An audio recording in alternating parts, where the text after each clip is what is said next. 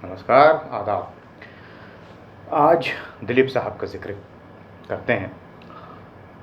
उनकी शख्सियत पर बहुत बात की लेकिन आज उनकी उनकी एक एक्टिंग किस तरह की थी, उस पर बात नहीं करेंगे।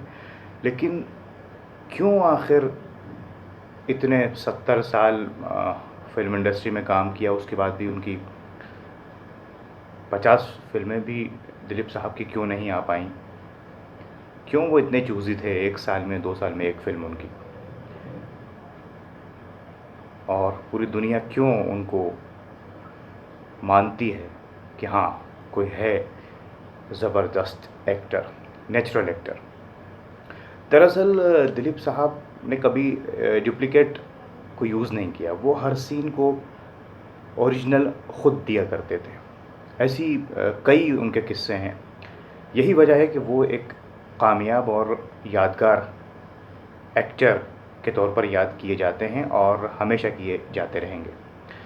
किस्सा है 1960 की फ़िल्म कोहिनूर का। कोहिनूर फ़िल्म में दिलीप साहब और मीना कुमारी जी थीं और उसमें जो गीत है रफ़ी साहब की आवाज़ में, मधुबन में राधिका नाचे रे, बड़ा ही लाजवाब।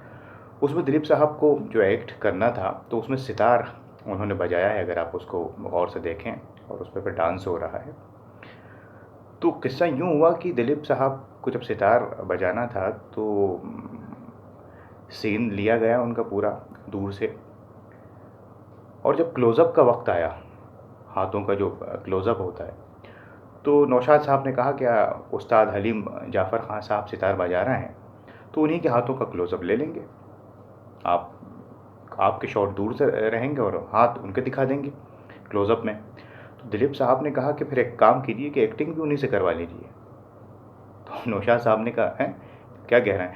कह रहे हैं, भाई ये देखिए आप कितने दिलीप साहब मतलब अपने एक्टिंग को लेकर कितने सिंसियर थे। उन्होंने कहा कि अगर सितार का सीन है, मैं बजा रहा हूँ, तो क्लोज़अप शॉट भी मेरे ही लीजिए, मेरे हाथों के।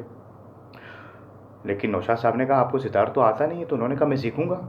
और दिलीप साहब ने 6 महीने तक उस्ताद हलीम जाफ़र ख़ान साहब से सितार सीखा, बराबर सितार सीखा। उस सितार सीखने के बाद वो जो गाना है, उसमें जो पूरे गाने में तो खैर वो हैं ही, लेकिन जो क्लोज़अप हाथों के जो शॉट लिए गए हैं, वो ख़ुद दिलीप कुमार साहब के ही हाथ हैं, क्योंकि उन्होंने सीखा था, तो वो उँगलियाँ फिर जम गईं। इस तरह की कई बातें हैं दिलीप साहब के बारे में। ये तो मुझे कोहिनूर के बारे में मालूम था, तो मैंने आपसे शेयर किया। लेकिन उन्होंने समझौता नहीं किया, सीखा, 6 महीने तक सीखा सितार, और ख़ुद ही वो क्लोज़अप शॉट दिया। बाद में एक दिन जब नौशाद साहब उनसे मिले महबूब स्टूडियो में, तो उनकी उँगलियों पर पट्टियाँ बंधी थीं।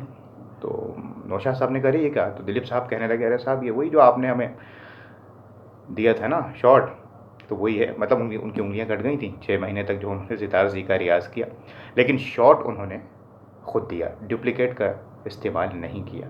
यही वजह है कि वो दिलीप आज़म हैं, एक्टिंग के शहंशाह, एक्टिंग के बादशाह।